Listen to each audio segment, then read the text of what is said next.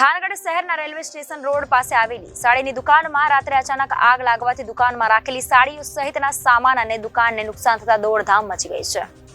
વધુમાં પ્રાપ્ત વિગતો અનુસાર થાનગઢના રેલવે સ્ટેશન રોડ પર આવેલી ખમણી સાયકલની બાજુમાં કુળદેવી કૃપા સાડી સેન્ટરની દુકાનમાં મોડી રાત્રે અચાનક આગ લાગી હતી. આગ લાગતાની સાથે જ થાનગઢ નગરપાલિકાના ફાયર ફાઇટર તાત્કાલિક ઘટના સ્થળે પહોંચી આવ્યા હતા અને આગ પર કાબુ મેળવી લીધો હતો. પરંતુ આગ એટલી વિશાળ હતી કે જોતામાં દુકાનમાં રાખેલી લાખો રૂપિયાની સાડીઓ સહિતનું કાપડ બળીને ખાખ થઈ ગયું હતું. બીજી તરફ આગના કારણે દુકાનનું ફર્નિચર અને દુકાનને પણ મોટા પાયે નુકસાન થતા દોડધામ મચી ગઈ હતી. આ બાબતને આગળની તપાસ થાનગઢ પોલીસ ચલાવી રહી છે. આ વિસ્તારમાં સ્ટ્રીટ લાઇટ બંધ હોવાના કારણે પડતી મુશ્કેલીના કારણે લોકોએ સ્ટ્રીટ લાઇટ ચાલુ કરવાની માંગ કરી હતી. મારું નામ જજવાડિયા રજનીકાંત ચોગણભાઈ છે.